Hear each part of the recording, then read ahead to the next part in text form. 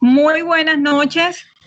En esta noche vamos a seguir tocando el tema de Jesús como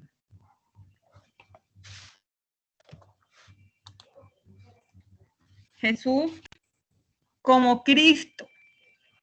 Estuvimos hablando en el día de ayer, Jesús como hijo de Dios, ¿verdad?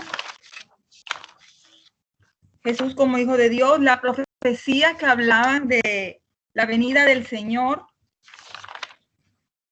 de Jesús como el primogénito y el unigénito de Dios. Hablamos de que Jesús dio testimonio él mismo de que era hijo de Dios. Hablamos de quién es hijo Cristo.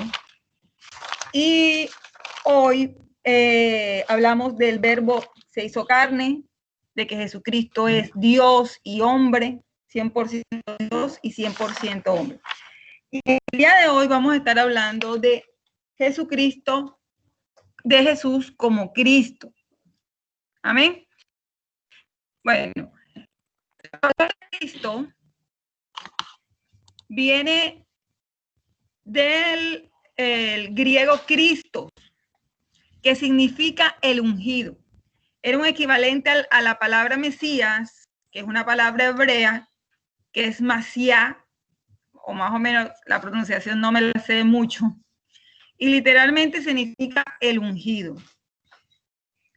Y significaba ungir con aceite, consagrar a alguien para algo específico.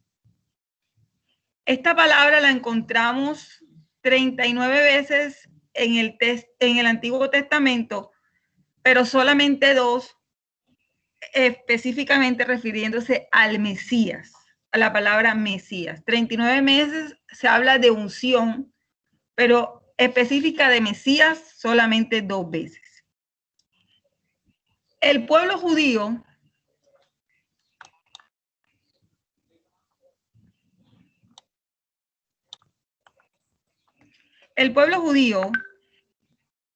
es un pueblo que venía esperando este Mesías, venía esperando que fuera rescatado. Fue un pueblo que durante mucho tiempo duró esclavizado y por lo tanto añoraba tener alguien que lo rescatara. En el desarrollo de los 13 principios de los judíos, escritos por el rabino Moshe bin Maimón, mejor conocido como Maimónides o Rabamán, habla de que existen 13 principios donde ellos basan su fe y uno de ellos, el número 12, dice: creo con perfecta fe en la venida del Masía y aunque se demore, aún lo espero cada día. Es la hora y todavía ellos están esperando que el Mesías venga. Pero querían a alguien con unas características muy específicas. Y esas características son las que ustedes están viendo en estos momentos. Primero, que será un gran líder político y que tenía que venir de la descendencia del rey David. Y aunque Jesús cumplía con esta requisito, ni siquiera los eruditos del templo, si ustedes se acuerdan, hay un versículo en la Biblia que habla que está Jesús hablándole a los escribas, dice Mateo, y en otro evangelio dice que a los fariseos, y les está hablando y les pregunta precisamente eso, y les dice, ¿cómo David, no habiendo conocido a Jesús, había dicho que Jesús era el hijo de David? Pero ellos no entendieron esto, que a pesar de que Jesús era el hijo de David, también era rey. Y ellos no entendieron esto. ¿Por qué? Porque no tenían sus ojos, ante sus ojos la revelación de poder entender que quien tenían delante era el Mesías. O sea, muchas veces creemos que porque se sabe mucha palabra, la palabra tiene que estar unida a la revelación. Eran eruditos, era gente que sabía y que conocía la palabra y aún así no tenían la revelación.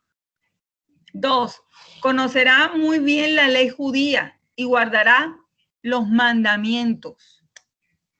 Será un líder carismático, inspirado a otros para que sigan su ejemplo. Será un gran líder militar, quien ganará muchas batallas para Israel. Ellos estaban esperando que el líder que viniera ganara una batalla física, porque ellos estuvieron mucho tiempo en cautiverio. Ellos muchas veces fueron conquistados. Y como ellos no tuvieron esa fuerza militar, ellos esperaban a alguien que llegara y los motivara y pudiera ser ese salvador, pero en esa parte militar. O sea, ellos querían una persona, ellos no estaban esperando realmente a alguien que fuera un Dios, sino un líder.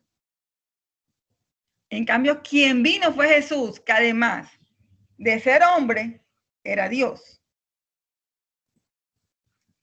Que será quinto, que será un gran juez, quien tomará decisiones justas, restaurará el sistema judicial religioso de Israel y establecerá la ley judía como la ley de la nación, como era anteriormente.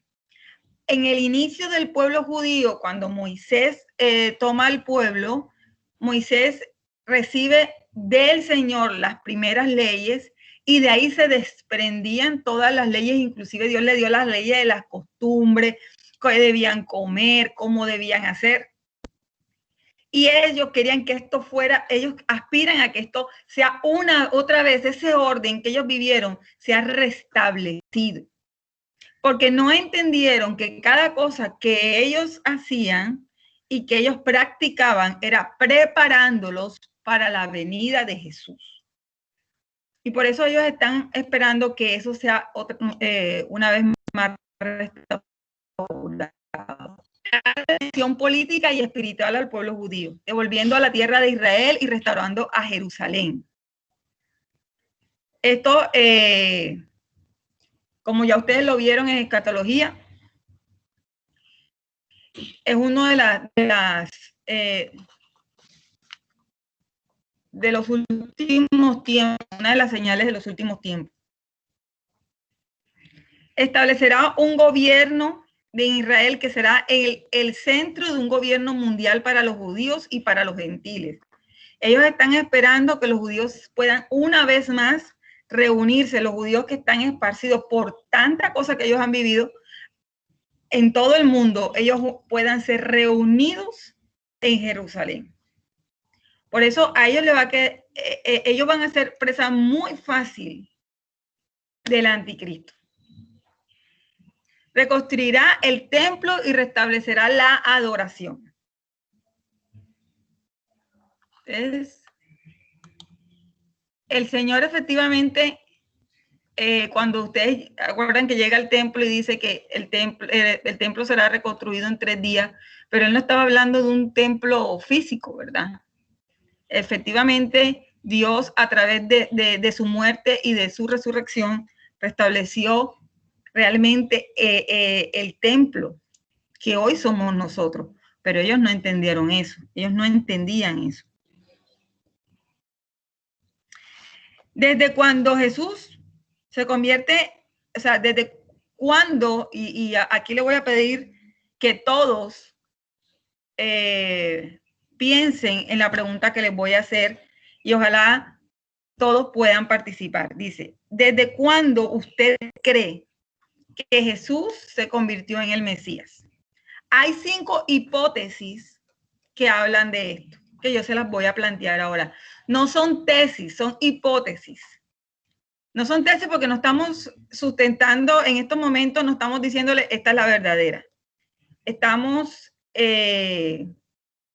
planteándole 5 hipótesis o 5 posiciones distintas para que usted me sustente una de esas posiciones. La primera dice que Jesús ya era el Cristo desde la creación, porque en Génesis 1, ¿verdad? Dice la palabra de Dios primera hipótesis dice que ya era Cristo desde la creación del universo, porque Génesis 1:25 dice, después que Dios creó los cielos y la tierra, Moisés expresaba, Hijo de Dios, hagamos al hombre a nuestra imagen y semejanza. Eso lo dice en Génesis Moisés, ¿verdad? Cuando le es revelado el libro de Génesis. Dice esto. Entonces dice, desde el inicio, desde que Jesús es Jesús, ya él era el Cristo. Segunda hipótesis. Jesús se convierte en Cristo en los tiempos que no aparecen en la Biblia. Usted se acuerda que teniendo él 12 años, él se desaparece y lo encuentran sus papás en la sinagoga y leía Isaías, ¿verdad? Y era él mismo hablando de él.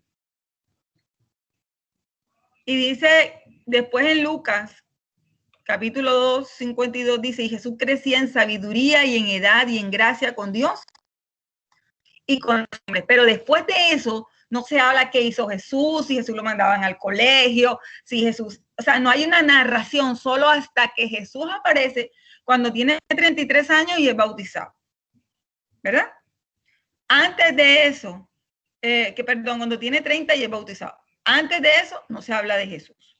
Cuando va a empezar su ministerio, es que se habla de Jesús, ya grande. Pero en ese tiempo, sostienen uno, él se estaba convirtiendo en el Cristo. Esa es la segunda hipótesis. Tercera hipótesis.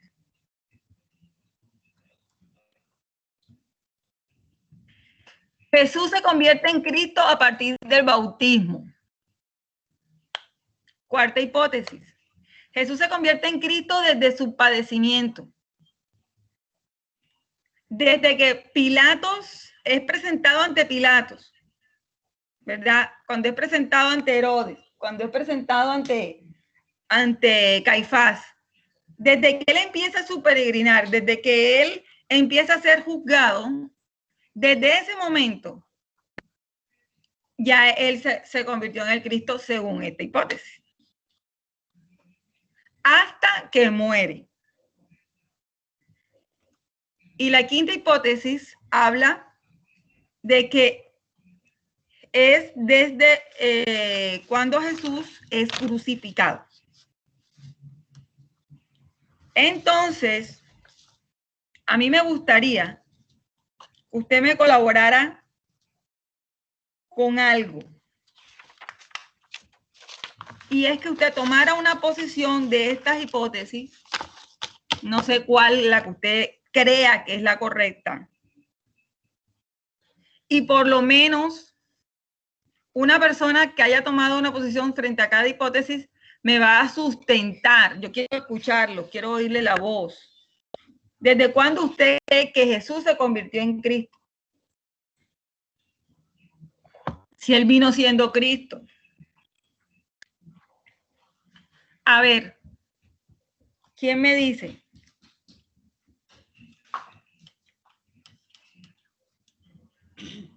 Hello. Hola. Bueno, hola. Si el significado de Cristo es Mesías, entonces yo me voy por la primera hipótesis. Porque él vino desde antes que Dios de la creación ya tenía su plan de salvación, el Mesías, que venía a salvar a su pueblo ungido con unción para eso. Ok. ¿Quién está de acuerdo o quién está en desacuerdo? Acuérdense que el Mesías significa el ungido. Pero acuérdense que la unción era para algo específico. Los judíos cuando ungían a alguien era para algo específico, para un propósito específico.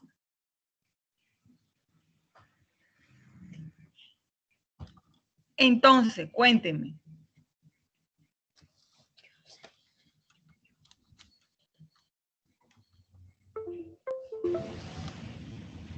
Todos a la vez no, por favor. Cuénteme.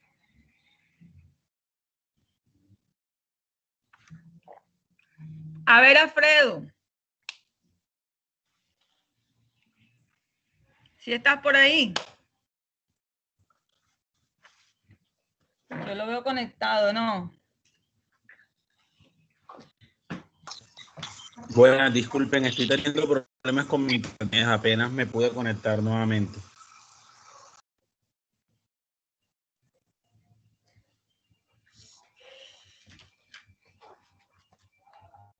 Carolina.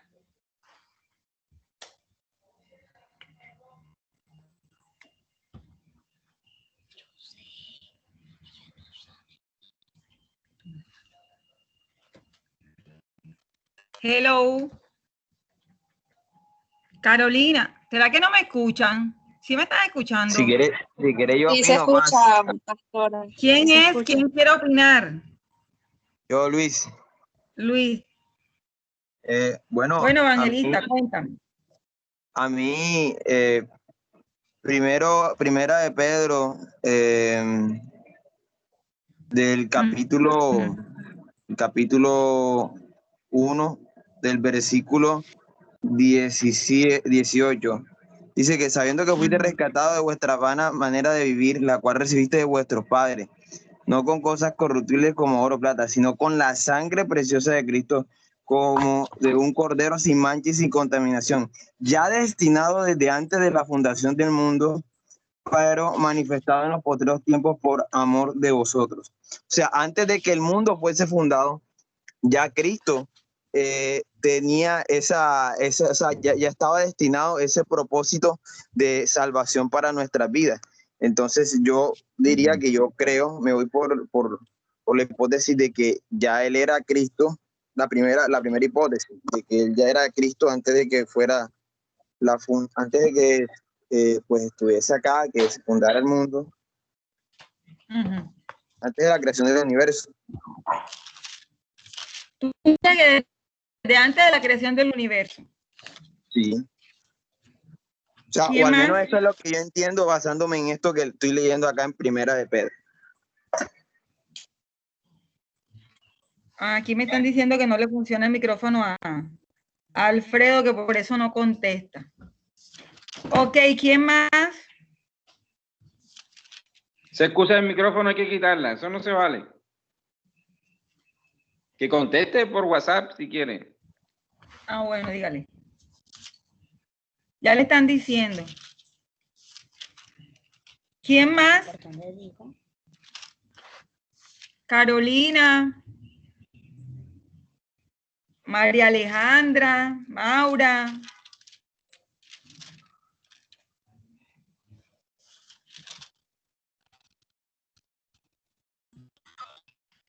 Naris. Nada, están todos.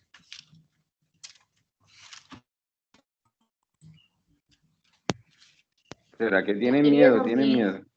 Estaba diciendo las hipótesis que la primera, ya que, o sea, como dice que antes de que todo se creara, o sea, es mi parecer de que yo pienso de que ya en su corazón ya había de que él iba a entregar a su hijo por amor a nosotros. Ese es mi parecer.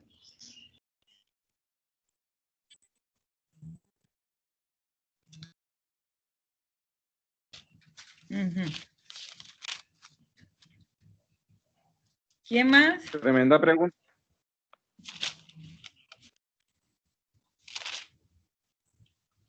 ¿Quién más?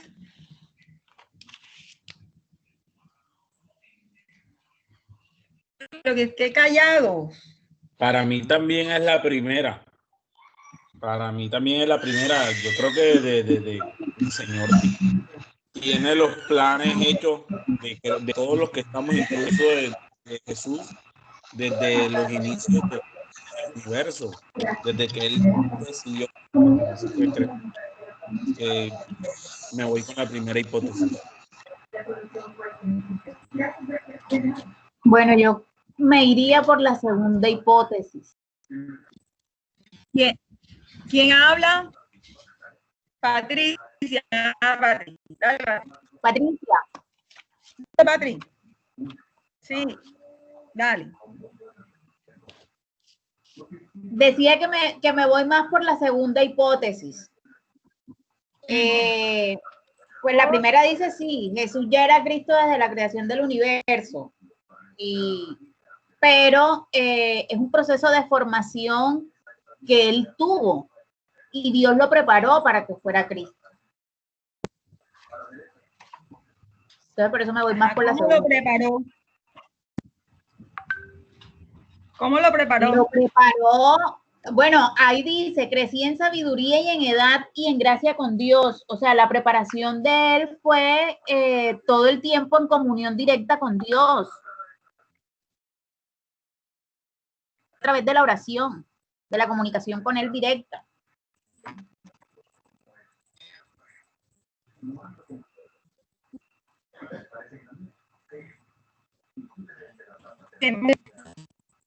Capítulo 16, versículo 13 dice, cuando Jesús llegó a la región de Cesarea de Filipo, le preguntó a sus discípulos, ¿quién dice la gente que es el Hijo del Hombre? Bueno, contestaron algunos, dice Juan el Bautista, otros dicen Elías, otros dicen Jeremías o algún otro profeta. Entonces le preguntó, ¿y ustedes quién dicen que soy yo? Simón Pedro contestó, tú eres el Mesías, el Hijo del Dios viviente. Y Jesús respondió, bendito eres, Simón, hijo de Juan, porque mi Padre que está en el cielo te lo ha revelado, no lo aprendiste de ningún ser humano.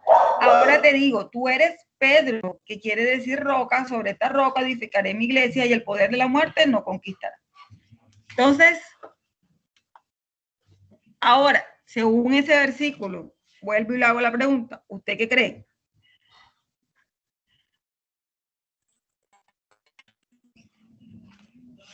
Ya algunos han dicho que la 2, han dicho que la 1. Pastora, yo considero que según lo que usted acaba de decir, pues que ya era el Mesías antes de la creación, porque si Dios así lo propuso, pues así se iba a dar. Entonces, de pronto no sé si podía haber la posibilidad de que Jesús dijera que no, porque si ya Dios estaba en su corazón que así iba a ser, pues él tenía el control y sabíamos que así iba a pasar. Entonces, desde antes de que se creara el mundo, ya sabíamos que el Mesías iba a ser Jesús. Es lo que yo pienso. Miren lo que dice Lucas, capítulo 2, versículo 10. Pero el ángel los tranquilizó, no tengan miedo, dijo, les traigo buenas noticias, que darán gran alegría a toda la gente. El Salvador, sí, el Mesías, el Señor, ha nacido hoy en Belén. Ha nacido. ¿Quién había nacido? ¿Quién había nacido? Según lo que leímos ahora, ¿quién había nacido? Mesías. Jesús, el Mesías. Y entonces,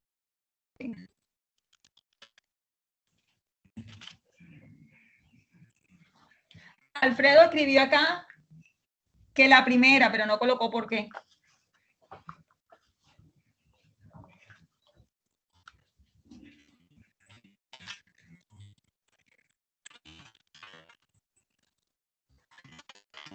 El versículo 20 dice, los dos discípulos de Juan encontraron a Jesús y le dijeron, Juan el Bautista nos envió a preguntarte, ¿eres tú el Mesías a quien hemos esperado o debemos seguir buscando a otro? Imagínense, este fue Juan. Juan, que era el que le estaba preparando el camino a Jesús y el que ya lo había bautizado y había reconocido que era Jesús el Cristo. Pero después le mandó a preguntar que si él era el Cristo. Pastora, yo también me voy con la primera. ¿Quién? Maura, yo me voy con la primera porque también pienso que que Dios tiene el control siempre de todo y él ya sabía lo que iba a pasar. Lo que pasa es que, según lo que hemos estado viendo con usted, Jesús debía cumplir una serie de profecías y tenía que convertirse 100% hombre y 100% Dios. Entonces, tenía que esperar todo ese tiempo, pero ya él era el Cristo, ya él era el Mesías, ya antes de la fundación del mundo.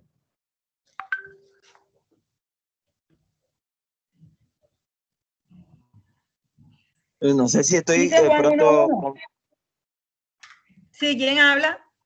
Luis, no sé si de pronto lo que usted nos intenta mostrar es si la posición de Cristo, él la tenía en qué instancia, si la tenía de antes de la fundación, si la adquirió viniendo a esta tierra o si después del sacrificio. Creo que ese es el enfoque que usted nos está tratando de hacernos como entendernos. O sea, la pregunta es, ¿Cristo ya era Cristo? ¿Cristo estaba con el Padre y era Cristo? ¿Jesús y Cristo es lo mismo? No, yo pienso Acuérdense que ayer hablamos de que Cristo Jesús siempre significa estuvo. el Salvador. ¿Ah? Yo pienso que Cristo siempre estuvo junto con el Padre y el Espíritu Santo, pero cuando encarnó aquí, encarnó en Jesús. Bueno, al menos eso es lo que pienso yo. O sea, ya fue Cristo, pero acá fue Jesús. Yo me voy con la primera hipótesis porque el Padre, porque Jesús y el Padre uno son.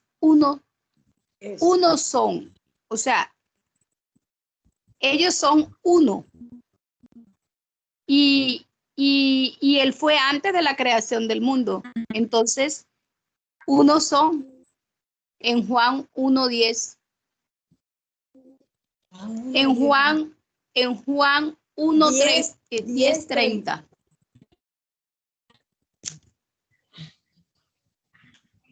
Juan 10:30. Juan 10:30 dice, yo y el Padre uno somos.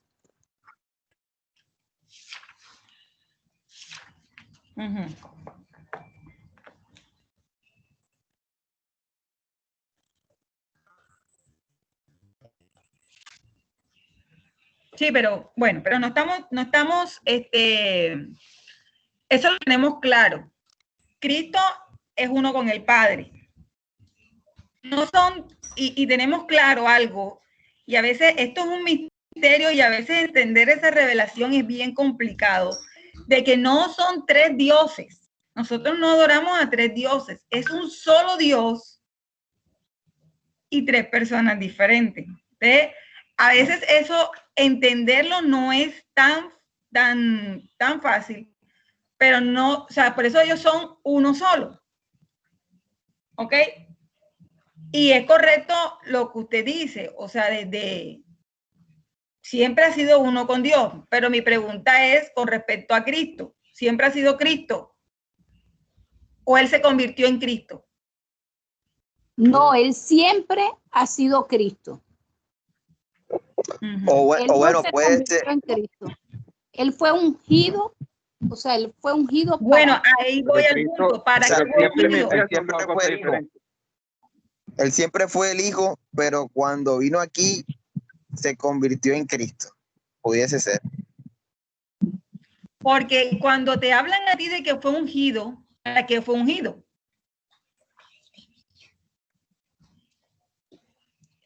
Jesús es salvación.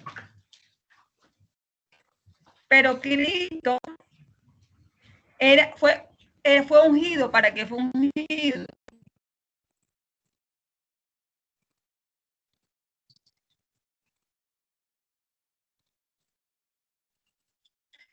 Y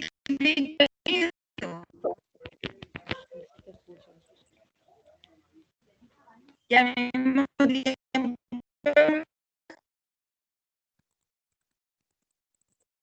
Pastora, no se la entiende. No se me entendió. No, porque se entrecortaba. O sea, lo que yo decía, lo que yo les estaba diciendo era que ¿para qué fue ungido Cristo?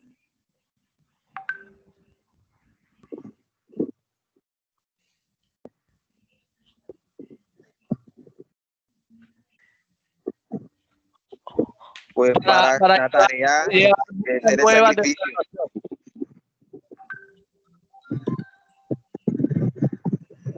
Mire, eso fue ungido para llevar las nuevas de salvación. Fue ungido para ser el Salvador del mundo.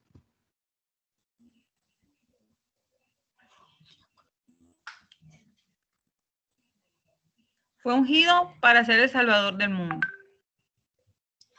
Pero a través del sacrificio en la cruz, ¿no? Exactamente. ¿Y entonces desde cuándo fue Cristo?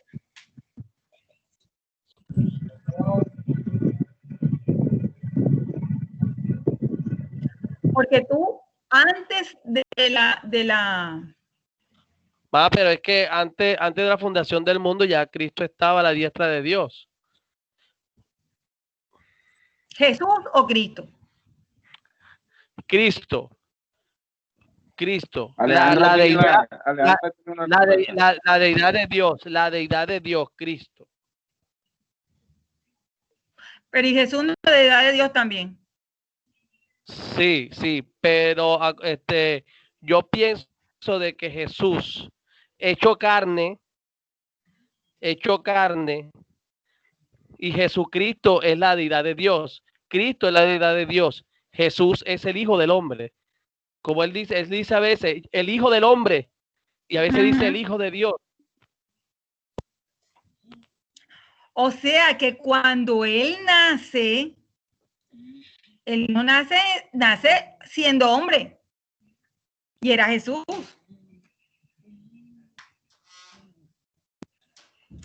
Y de pronto la pregunta para mí es, ¿a cuándo fue revelado el Cristo? Alejandra, Pastora, yo creo que iba a hablar. Pastora, y me voy por la cuarta, entonces Cristo fue Cristo a partir de la crucificación, porque si él fue ungido para redimir al mundo de los pecados en la cruz, Cristo fue Cristo a partir de ese momento. Pero es que entonces invalidaría lo que le dice Pedro. No, lo que le dice Pedro. Jesús estaba antes de la fundación del mundo, pero ¿desde cuándo estuvo Cristo? Esto es lo que ella está preguntando. Porque Jesús, cuando él le pregunta a Pedro y Pedro tiene la revelación, que él le dice, ¿quién dice la gente que es el Hijo del Hombre? Alejandra. Listo, bueno, sí. Pues estaba viendo aquí lo de la primera hipótesis porque la mayoría dice que es esa. Jesús ya era Cristo desde la creación del universo. Pero si nos vamos a ver, dice desde la creación del universo, es decir, que Adán y Eva todavía no habían pecado. Por ende, la Trinidad es Dios Padre, Dios Hijo y Dios Espíritu Santo. No Jesús, ni Jesucristo, ni Cristo, es Dios Hijo. Ahora, de alguna forma creo que todos nosotros sabemos de que cualquier decisión que nosotros tomemos cambia nuestro futuro, pero igualmente ese futuro ya Dios lo conoce. Creo que de alguna forma, para ponerlo sencillo, podemos explicarlo como tenemos diferentes caminos. Cualquier camino que escojamos, ya el Señor sabe cuál es el final de cada uno de esos caminos, pero nosotros somos los que tomamos la decisión de hacerlo. Entonces, con el caso de Adán y Eva, ellos tenían la decisión de no pecar. Si no hubieran pecado, no habría necesidad de hacer que Dios Hijo se convirtiera en Jesús, en hombre, para salvarnos. Entonces, para mí, la tercera hipótesis sería la correcta, que dice Jesús se convierte en Cristo a partir de su bautismo. ¿Por qué? Porque pues sabemos que Juan no lo quería bautizar porque él decía que no lo merecía, que debería ser Jesús el que lo bautizara a él. Además, sabemos que en ese bautizo es cuando el Espíritu Santo se presenta como paloma y el Padre habla y dice, ese es mi Hijo. Entonces ahí podemos ver la manifestación de la Trinidad como Dios Padre, Dios Hijo y Dios Espíritu Santo. Ahí es cuando Jesús se convierte pues en Cristo porque empieza a actuar y empieza a hacer la voluntad del Padre, a todos los milagros y eso. Entonces creo que de alguna forma esa sería la hipótesis correcta.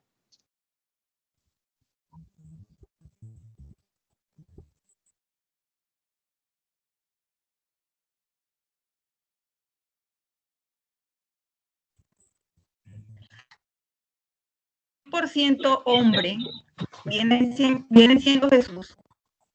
Y tanto es así que durante más de 18 años no supimos de Jesús, ¿verdad? Ahora bien, que se estaba preparando para ser el Cristo, bueno, ya eso es otra cosa. Pero su unción, su despegar como Cristo, ahí es su ministerio. Es como lo que hablábamos ayer. Tu propósito es determinado aún con tu nombre. Señor. Pastora Carmen, ¿puede repetir eso? Pastora Carmen, repite otra vez porque no se le escuchó, se le fue la voz. Miren, cuando Jesús vino a esta tierra, vino siendo 100% hombre. Ahora sí me están escuchando. Vino siendo 100%. ¿Sí se escucha? Bueno, mire, vino siendo 100% hombre y él tenía que desarrollarse hasta poder llegar a cumplir el propósito con que Dios lo mandó a esta tierra. Pero cuando él se desarrolla en lo que vino a hacer en su propósito como el Mesías, el día que se bautizó, ese día él despega en lo que es su ministerio. Antes de eso, él no actuaba como el Cristo, él sabía para que es más, cuando él está en la sinagoga, él le dice a José, estoy en los negocios de mi padre, o sea, él sabía qué tenía que hacer, él sabía para dónde iba, pero fueron 18 años en los cuales no se supo de Jesús, en los cuales él tuvo que vivir una vida normal, preparándose en la palabra, teniendo más intimidad con Dios, como usted quiera, pero preparándose. A partir de que fue bautizado, empieza su ministerio. Igual ocurre con nosotros. Igual. Usted llega a esta tierra con un propósito. Y de eso le hablaba yo ayer. Jesús, aún en su nombre, fue determinado con un propósito. Cuando nosotros venimos a esta tierra, no venimos por casualidad, ni porque mi mamá se antojó, ni porque mi papá quiso. No, venimos con un propósito específico en Cristo Jesús. Y ¿cuál era el propósito de Cristo? Morir en esa cruz. Pero antes de morir, él tenía que preparar los 12, traer las buenas nuevas, empezar la iglesia, empezar a edificar su novia, ¿verdad? Entonces, lo mismo ocurre muchas veces con nosotros, con los llamados. Usted tiene que tener claro a qué vino a esta tierra y para dónde va. Porque puede ser que en muchos años usted haya tenido que estar preparándose para llegar a ser lo que Dios le dijo que usted era. De pronto en estos momentos usted todavía no tiene el nombre ni ha desarrollado su propósito. Así como Jesús. Pero llegará un momento que tiene que desear. Lo que pasa es que Jesús fue obediente. Fue obediente, dice que hasta lo sumo en todo al Padre. Hasta que cumplió con lo que el Padre le había dicho.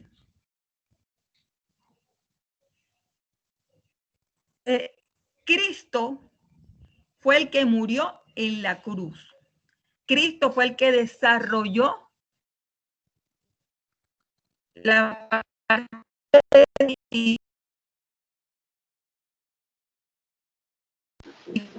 Yo no estoy entendiendo nada. Dios, el que hizo milagros. No se le escucha bien. ¿Por qué no se pastora? escucha? No se escucha nada, no se entiende. Se le entrecorta mucho a veces, se le entrecorta mucho. pero ahora Ya último, voy a pero buscar al principio uno. estaba escuchando bien. Voy a buscar uno. No, pero es como el internet. Acércate un poco más al Wi-Fi. Estoy cerquita. Es que estamos por el computador. Pero entonces, Ahora, ¿sabes qué? No lo estarán usando alguien más en tu casa. que se entrecorta. Préstamelo. Dile que yo, que Y si hablas desde aquí. No, que crea. Es ahí, ¿verdad? Pero es el internet, no creo que sea el micrófono ni nada de eso. Creo, de pronto tiene que ser alguien va a estar usando el internet y te entrecorta. sí, dile que yo también estoy conectado. Salte, entonces salte. No veo dónde. ¿Me escucha mejor? Sí, dale.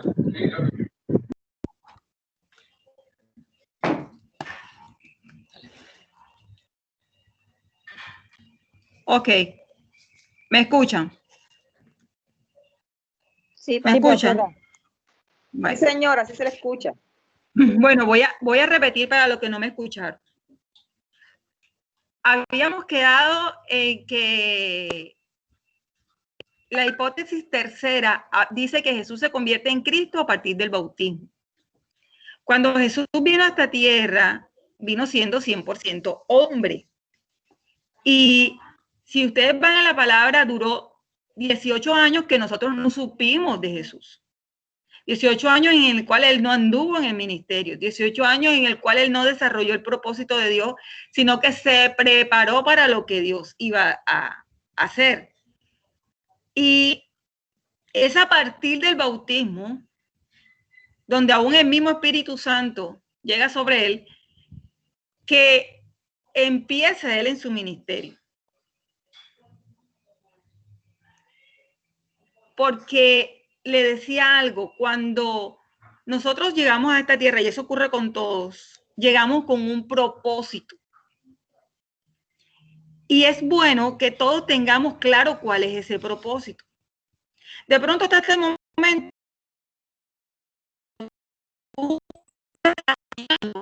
lo que Dios quiere. Y yo estoy segura que la mayoría que están en esta clase tienen llamado al servicio al Señor. Tú tienes que tener claro qué viniste a hacer a esta tierra para que ocurra como con Jesús.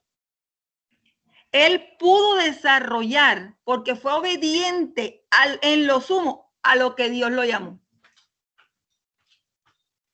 Y por eso él pudo entender que él tenía que morir en esa cruz. Y es Cristo, él siendo Cristo, quien desarrolla el ministerio y quien hace milagros. Es muy distinto la vida de Jesús antes del ministerio y después del ministerio. Una cosa que él sabía quién era, claro. Si usted va cuando él está en la sinagoga y llega José a buscarlo porque no lo encontraban, él le dice a José, estoy en los negocios de mi padre. Él sabía en qué andaba. Pero aún se sujetaba a su madre y a su padre terrenales. Porque él podía entender que su tiempo no había llegado. Tanto que cuando María le pide que convierta el vino en el agua en vino, que haga el milagro, que en la boda, él le dice, esto no es mi tiempo, mujer. Pero aún él se sujeta. ¿Por qué? Porque llega un momento en el ministerio que tú vas a tener que asumir a lo que viniste. Y eso pasa mucho. Y hay muchos ministerios que se están perdiendo y mantos que no se están tomando. Yo no estoy predicando, yo estoy dando la clase, pero el Señor me dice que diga eso y yo lo voy a decir. Hay cosas que no hemos entendido todavía y seguimos a Jesús. Y seguimos a Jesús. Y decimos seguir a Jesús.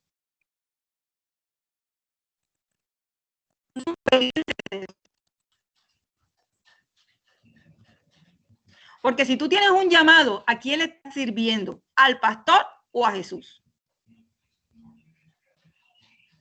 Y si él tuvo que venir aquí y dejarlo todo por ti y por mí, ¿qué crees tú que merece Jesús de nosotros?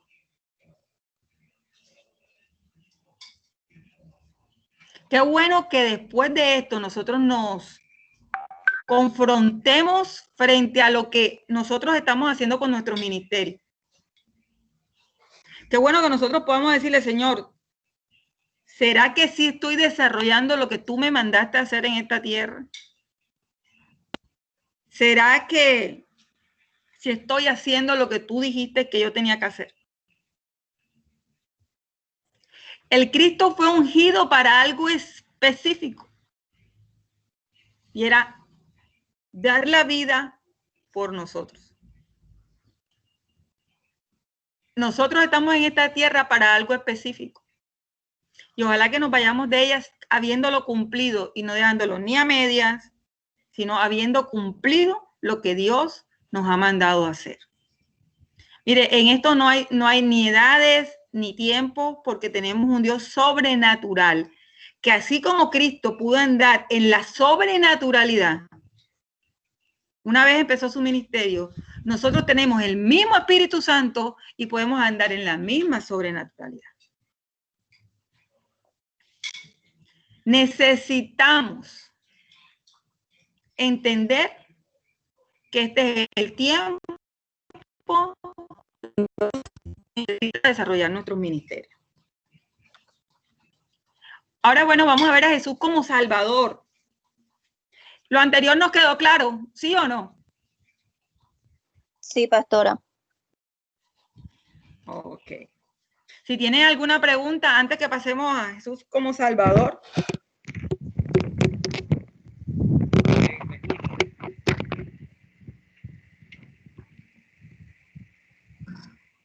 Bueno, están calladitos. Amén, amén. ¿Me escucha, ma? Sí, sí. Ok. Mire, de lo anterior podemos concluir que el pueblo de Dios no solamente estaba esperando un líder espiritual, sino un líder físico que lo librara de la cautividad que había tenido hace mucho tiempo. Ellos no solamente estaban esperando un líder espiritual, un líder religioso, sino un líder que aún en lo militar, como ya lo dijimos, era fuerte, pero esto realmente no fue lo que vino a hacer el Señor. Al Señor le interesaba que nuestra alma no se perdiera. Para él esto era mucho más importante. Dice Primera de Juan 4:10, en esto consiste el amor, no en que nosotros hayamos amado a Dios, sino en que Él nos amó y envió a su Hijo para que fuera ofrecido como sacrificio por el perdón de nuestros pecados. En Hechos, capítulo 26, del 22 al 23, dice, ese era el propósito del Señor. Así fue anunciado antes de su venida. Pero el ángel lo tranquilizó. Estoy leyendo es Lucas 2, versículo 10. Pero el ángel lo tranquilizó, no temas, no tengas miedo, dijo. Les traigo buenas noticias que darán gran alegría a toda la gente. El Salvador, sí, el Mesías, el Señor, nos ha nacido hoy en Belén, la ciudad de David. Pero Dios tenía propósito con Jesús con respecto a nosotros. Vino a salvarnos a nosotros. Pero era mucho más que un simple líder. Líderes vamos a encontrar muchos. Unos han sido buenos, otros no han sido tanto. Pero él era más que eso. Él era un salvador que nos iba a dar la oportunidad de vivir una vida distinta. En Apocalipsis 1:8 dice, Jesús le da instrucciones a Juan para que escriba a la iglesia. Yo soy el alfa y la omega. Él es quien y el que es y el que era, el que ha de venir, el todopoderoso. El alfa y la omega significan que es lo primero y el último. El Señor encierra todo. y ese fue el que vino por ti y por mí. Jesús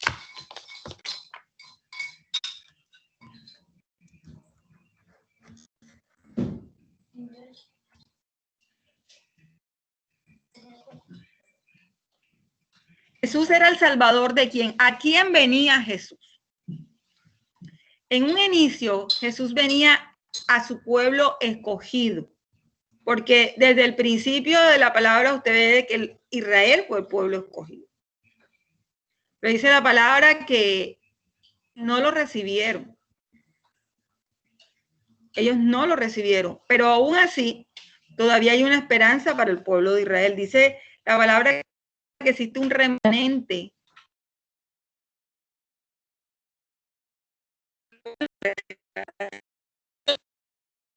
Versículo 42 dice: muchos mexicanos creyeron en Jesús, porque la mujer había dicho, me dijo todo lo que hice en mi vida.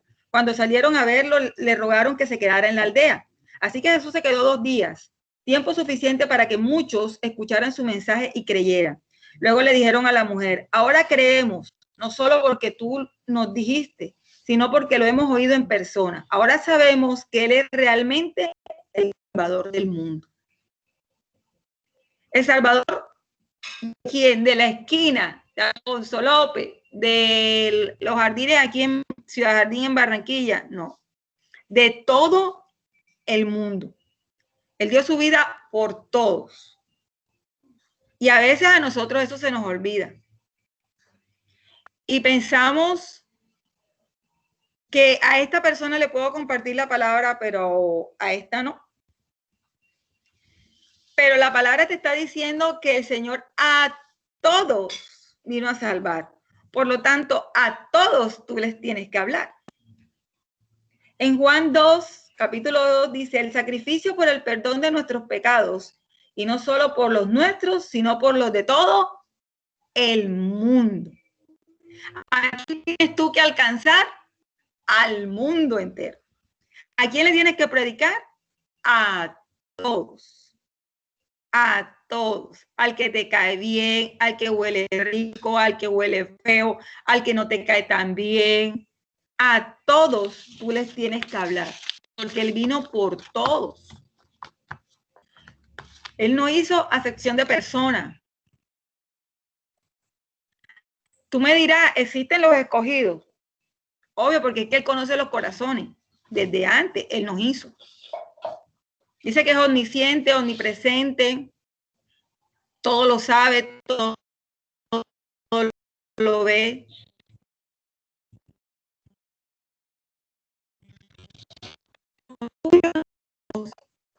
¿Quién va a salvarse y quién no? Por eso nosotros debemos hablarle a todos. A todos, absolutamente a todos.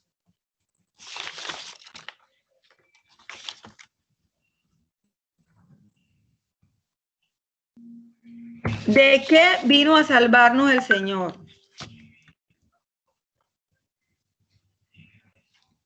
¿De qué vino a salvarnos el Señor? La Biblia declara que el Salvador del mundo vino a salvarnos del pecado. Dice, para los incrédulos esas consecuencias tienen como resultado la muerte, sufrir la ira de Dios, una eternidad en el infierno. A mí me llamó una vez la atención mi hijo, Cale Josué, que me decía, mamá, así como es la vida es eterna, la muerte también es eterna. Porque así como nosotros vamos a tener una eternidad con Cristo, los que se mueran y vayan al infierno tendrán una muerte eterna con Satanás. Entonces, ¿de qué vino a salvarnos? Del pecado y de la muerte. Romanos 6:23 dice, porque la paga del pecado es muerte, mas la dádiva de Dios es vida eterna en Cristo Jesús, nuestro Señor. Vino a darnos plata, vino a que vivamos mejor, no. para librarnos del pecado, porque estábamos muertos. Y el pecado se interponía en nuestra relación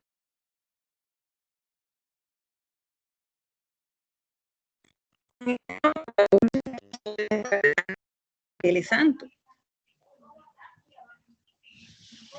Juan 3, capítulo 3, versículo 36 dice, el que cree en el Hijo tiene vida eterna, pero el que rehúsa creer en el Hijo no verá la vida, sino que la ira de Dios está sobre él. Tremendo. Tremendo, tremendo. Tesalonicenses 5, 9 del 9 al 10 dice, porque no nos ha puesto Dios para ira, sino para alcanzar salvación por medio de nuestro Señor Jesucristo, quien murió por nosotros para que ya sea que velemos o que durmamos, vivamos junto con Él. Qué hermoso. Vino para que vivamos junto con Él. Otra cosa, además de venir a salvarnos del pecado, vino a ser nuestro intercesor ante el Señor. Vino a ser el puente que se había caído, ese puente que el pecado había roto. Si usted se va a un inicio de Adán y Eva, dice que hablaban cara a cara con Dios. Dios estaba en medio de ellos y se paseaba en el paraíso y ellos podían hablar con Él. Pero el pecado, la desobediencia, hizo que ese puente de comunicación se cayera y ya nosotros no teníamos manera. Solamente a través de ese sacrificio de Cristo pudimos volver a tener ese puente. Hebreos 7:25 dice, porque eso también puede salvar por completo a los que por medio de él se acercan a Dios, ya que viven siempre para interceder por ellos. Él siempre está intercediendo. Dice que las 24 horas del día y hasta más, Dios intercede por ti y por mí. Porque siempre llegará el acusador, pero Él está ahí. Así como el diablo le decía al Señor, mira, a Job, quítale todo para ver si te va a adorar. Así hace contigo y hace conmigo. Pero tienes uno que intercede, uno que permite que tú puedas llegar a la presencia del Señor.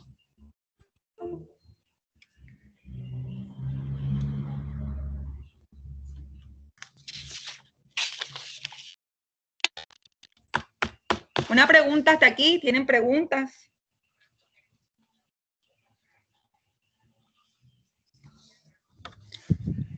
Tenemos claro que solamente a través de Jesús, nosotros podemos ser salvos. Él fue quien restauró la relación con el Padre. Él fue el que restauró, quien nos limpia, que restaura nuestro ser. Solamente Jesús. ¿Tienen alguna pregunta? Entonces sí. Redentor. La palabra redención viene del verbo latino redimir, que viene de la acción de pagar por otro para liberarlo de un castigo o de una deuda. Redimir implica que ya tú no pagas, sino que otro paga por ti. La redención es un beneficio. Yo te voy a hablar de mi experiencia. Cuando una persona está condenada porque cometió un delito, las leyes aquí en Colombia permiten que esa persona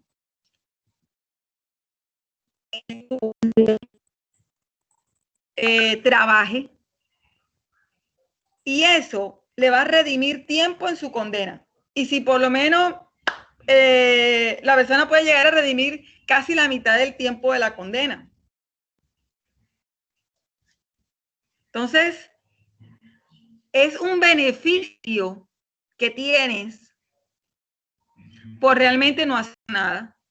Porque el que tú estudies y el que tú trabajes es beneficio para ti. Eso lo hacen las leyes y eso es en casi todos los países. Porque inclusive es un derecho que tiene una persona que esté presa, que está condenada, que está privada de su libertad. Ahora imagínense lo que hace el Señor. Él paga, teníamos una deuda. Y él cogió y dijo, no, espérate ahí, yo voy a pagar por Carmen para que no se vaya a una eternidad sin Dios. Ella ha pecado, no merece estar ahí, pero yo por amor voy a tomar su lugar. En Juan 11, versículo 50 al 52 dice, ni penséis que no conviene que un hombre muera por el pueblo y no que toda la nación perezca.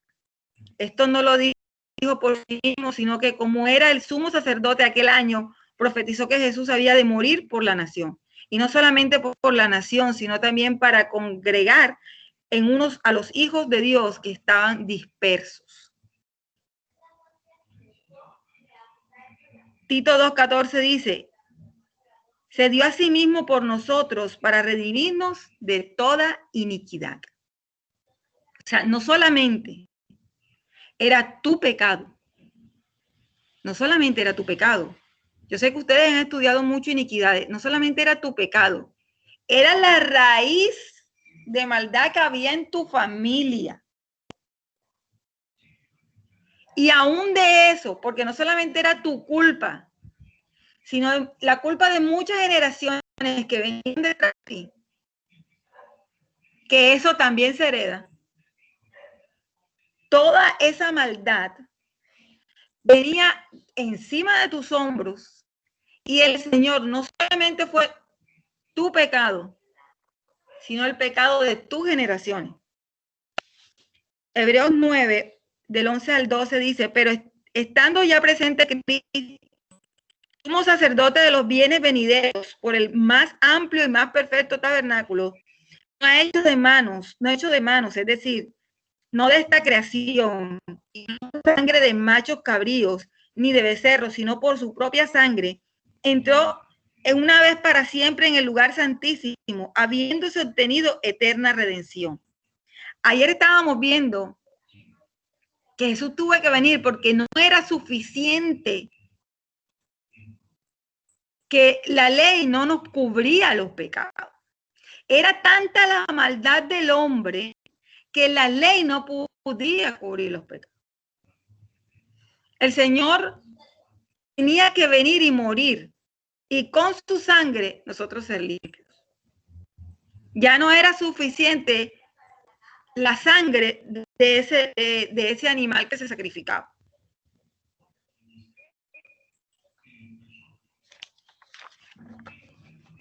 Era necesario que Jesús con su propia sangre viniera y nos limpiara. Efesios 1:7, en quien tenemos redención por su sangre, el pecado según las riquezas de su gloria, de su gracia. Colosenses 1:14, en quien tenemos redención por su sangre, el perdón de los pecados. Era necesario que esa sangre fuera derramada para nosotros poder ser redimidos. Era necesario que Él tomara el lugar. O sea, alguien tenía que pagar. No fue que no pagamos. A veces pensamos que fue que no pagamos, que Dios nos perdonó y nadie pagó. O sea, no pagamos nosotros, pero Él pagó. Y eso lo tenemos que tener claro. Muchas veces pensamos que es que aquí nadie pagó. No, Él pagó en la cruz del Calvario. Él pagó por tus pecados y por mis pecados. No quiere decir que nadie pagó. Sí, nosotros no pagamos, pero Él pagó. Él tomó nuestro lugar. Redención por el pecado desde Adán. O sea, desde Adán, nosotros entró toda la humanidad, entró en pecado. Porque una vez habiendo entrado el pecado,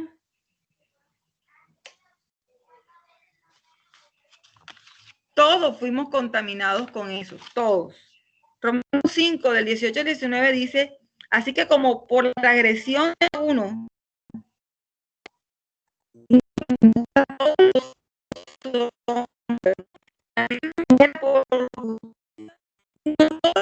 justificación de vida, porque así como por desobediencia de un hombre, los muchos fueron constituidos en pecadores, así también por la obediencia de uno, los muchos serán constituidos en justos. Así como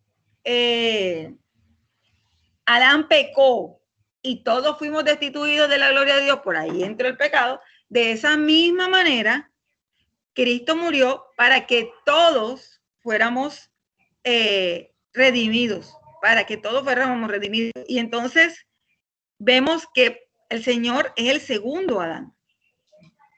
Todos fuimos redimidos a través de ese sacrificio que él hizo.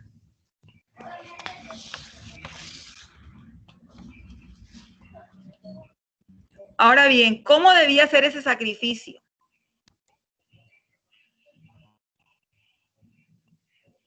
¿Cómo debía ser ese sacrificio?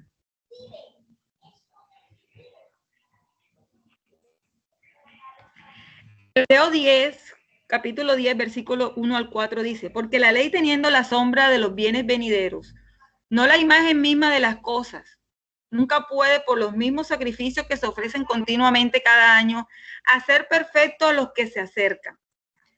De otra manera, cesarían de ofrecerse, pues los que tributan este culto limpios una vez no tendrían ya conciencia de pecado. Analicemos lo que dice el versículo hasta ahí. Dice, por la ley teniendo la sombra de los bienes venideros, no la imagen misma de las cosas, nunca puede por los mismos sacrificios que se ofrecen continuamente año a año hacer perfecto a lo que se hace.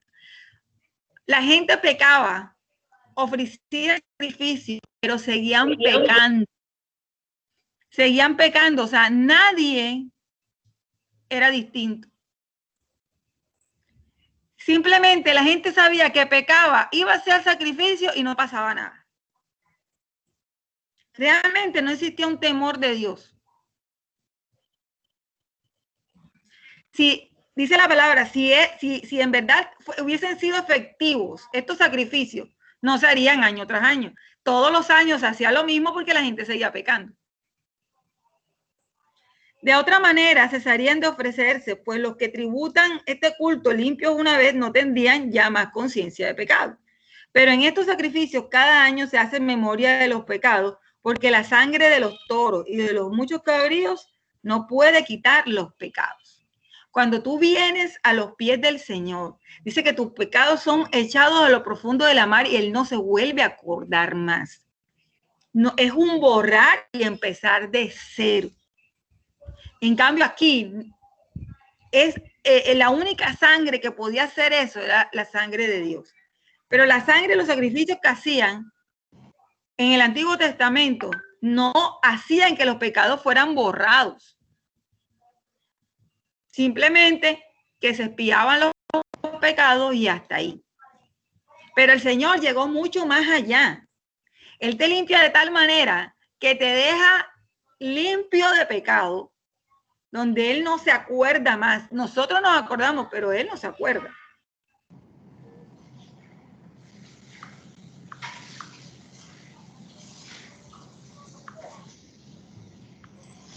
Bueno, buenas noches. Hebreos, capítulo 9, versículo 22. Sin derramamiento de sangre no se hace la remisión. En estos tiempos de esta pandemia, pues a todo el mundo nos pone a reflexionar y nos pone a sacar nuestros sentimientos y nuestras nostalgias y todo esto. La verdad, bueno, voy a tratar de no mencionar un nombre porque sé que hay personas del grupo que incluso no me conocen personalmente, ni me conocieron, pero sé que a través de las referencias de mi amigo Juan, pues seguramente sí me pudieron conocer. Y primero que todo quiero felicitar a los creadores de este grupo, de verdad, porque me cae como anillo el dedo. Hace tiempo, pues no sé, estaba perdido, andaba con muchas cosas. Pues, no quiero focalizarme, quiero centrarme en lo importante que fue esta compañía para mi vida. Y no solamente la compañía como tal, sino los seres humanos que estuvieron al lado mío. Y que de alguna manera, en ese momento, en ese instante, en esa ventana del tiempo. Disculpe, eso que se está escuchando tiene que ver algo con la clase. Muchísimas cosas en mi vida. Y eso no parece de la clase. Yo creo que está filtrado. No solamente era una compañía que podía generar muchos ingresos y que le tocó dar una batalla dura, contradictoriamente. ¿Quién sabe qué es eso? Yo creo que pueden apagar el micrófono desde allá. Pastor Carlos. ¿Por qué no le preguntan quién es? ¿Tú me escuchas? Yo creo que la persona no está escuchando. Alfredo Salcedo tiene prendido el micrófono, pero no le reconozco la voz, no sé quién será.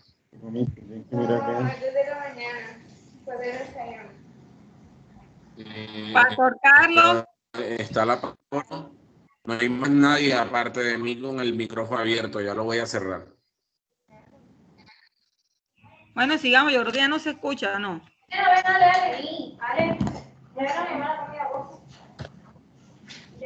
Ya terminó.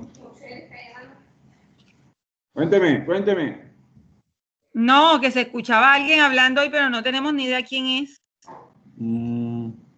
Pero como que era otra cosa, una conversación de otra cosa, porque después es como que vimos que no tenía nada que ver con esto. Hágale.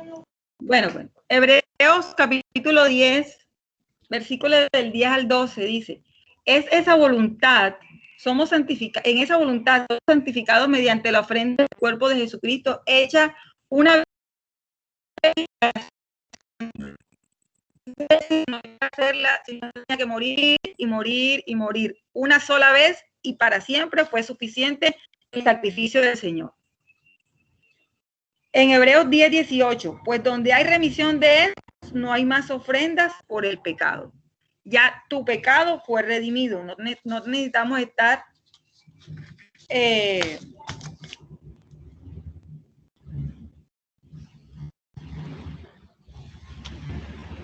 ahora vamos a ver los redimidos de qué gozan.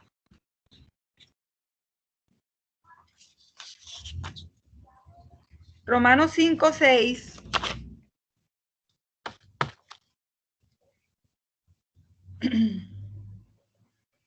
Dice, porque Cristo cuando aún éramos débiles a su tiempo murió por los impíos. Ciertamente apenas moría alguno por un justo, con todo pudiera ser que alguno osara morir por el bueno. Mas Dios muestra su amor para con nosotros en que siendo aún pecadores, Cristo murió por nosotros. Pues mucho más, estando ya justificados en su sangre, por él seremos salvos de la ira. Porque si siendo enemigos fuimos reconciliados con Dios por la muerte de su Hijo, mucho más estando reconciliados, seremos salvos por su vida. Primera de Pedro 3:18.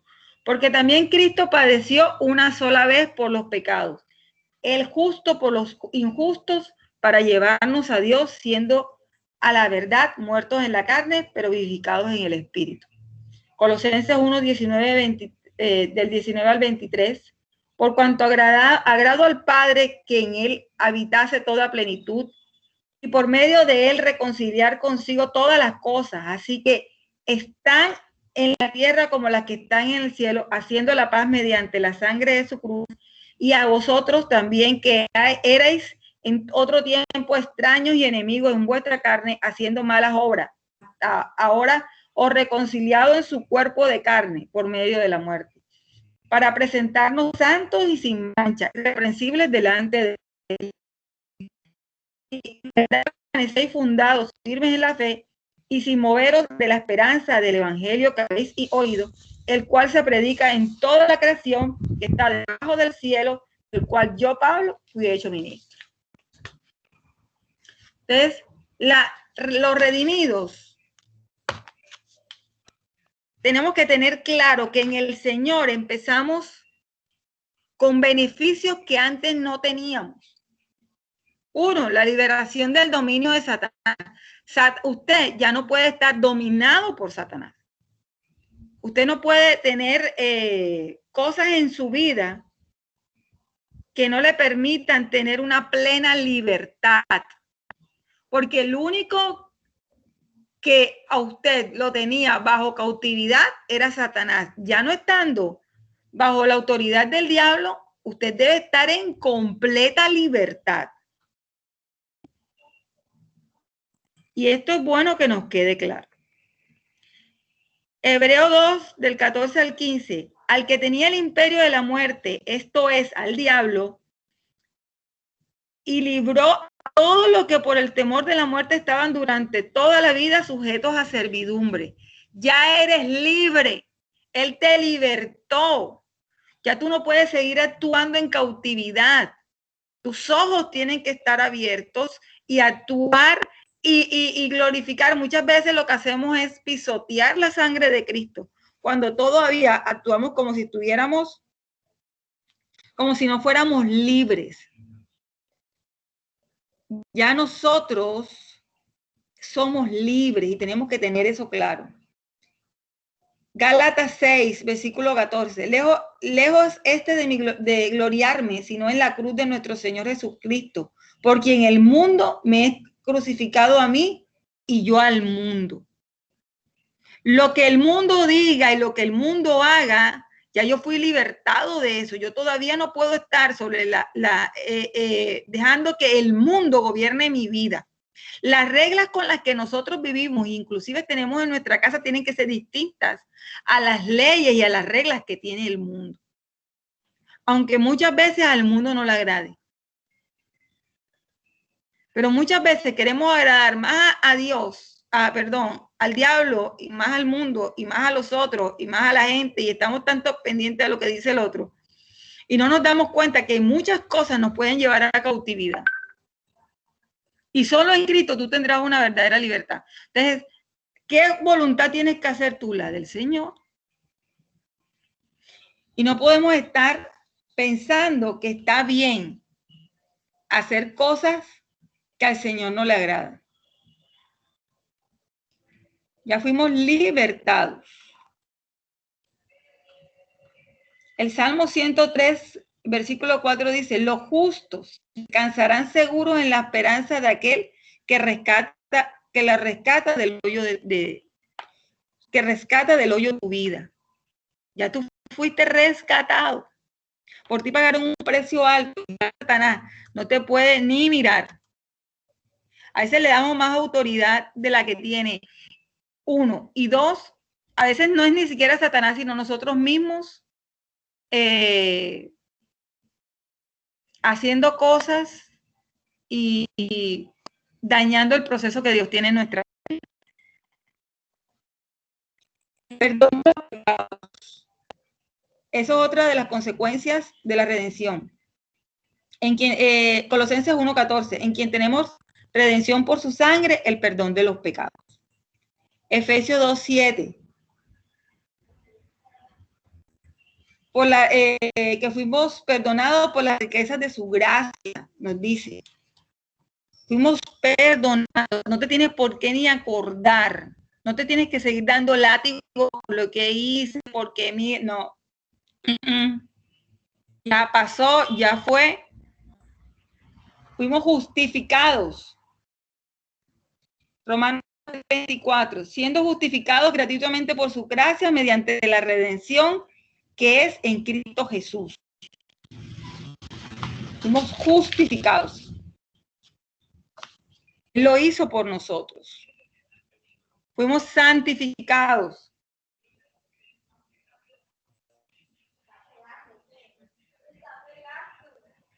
Efesios 5, 25 al 27. Cristo amó a la iglesia y se entregó a sí mismo por ella para santificarnos, habiéndola purificado en el lavamiento del agua por la palabra, a fin de presentársela a sí mismo una iglesia gloriosa. ¿A quién? A sí mismo. A mí me encanta esta palabra.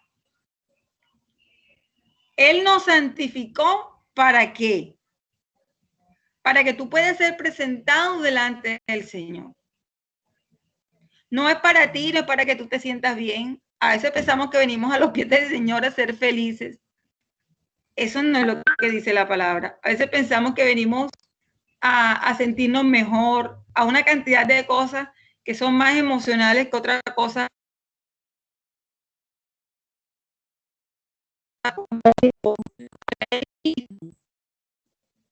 Dice, acuérdense que cuando leíamos, todas las cosas fueron hechas por Él y para Él.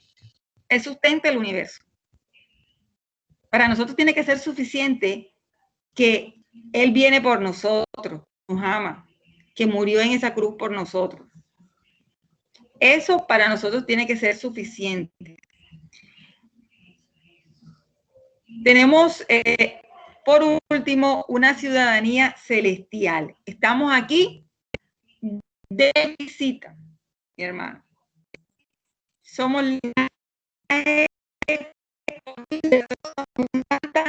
pueblo adquirido por Dios. Usted no pertenece a esta ciudadanía.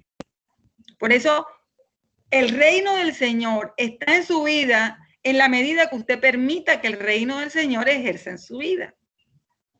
¿Cuáles son las reglas que usted tiene en su casa? Yo no te estoy diciendo que no obedezca a las autoridades terrenales, porque la misma palabra y el mismo Jesús nos enseñó a respetar las autoridades terrenales. Pero dice la palabra que somos embajadores.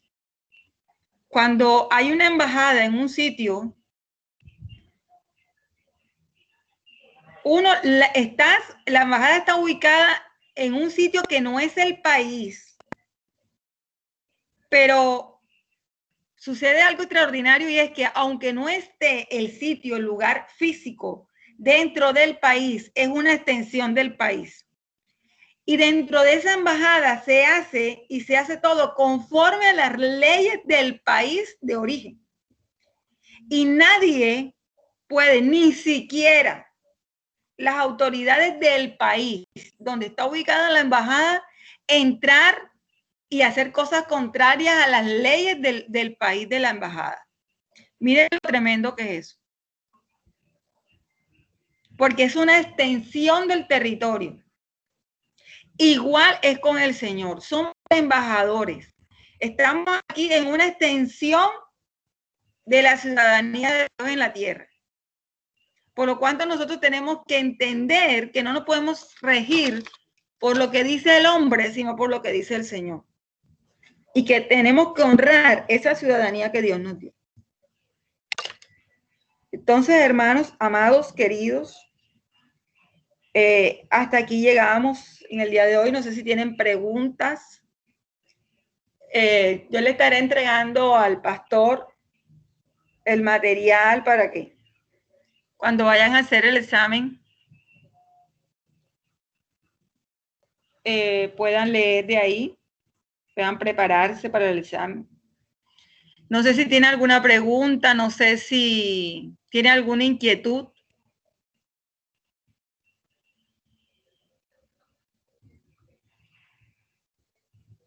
O todo está bien. Pregunten, ok, para siempre. Por acá todo quedó claro, mano. No se escucha. Fluyó como maestra, pastor. Espero Mire, que también antes de... Espero que fluya también el examen él.